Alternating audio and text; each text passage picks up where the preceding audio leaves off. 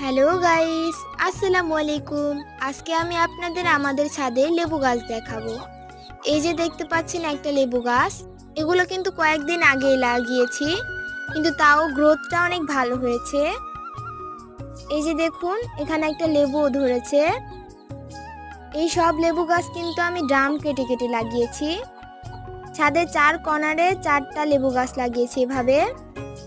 এই যে দেখতে পাচ্ছেন আর একটা লেবু গাছ, এগুলো ড্রাম কেটে লাগানো হয়েছে। এগুলোতে এখনো লেবু ধরেনি, ইনশাল্লাহ ধরে যাবে। আমাদের ছাদের নিচে মাটিতে আরো 3টি লেবু গাছ আছে। এগুলোর মধ্যে দুটোতে লেবু ধরেছে আর একটাতে ধরেনি। দেখতেই পাচ্ছেন, এই লেবুগুলোকে আমরা কাগজি লেবু বলে থাকি।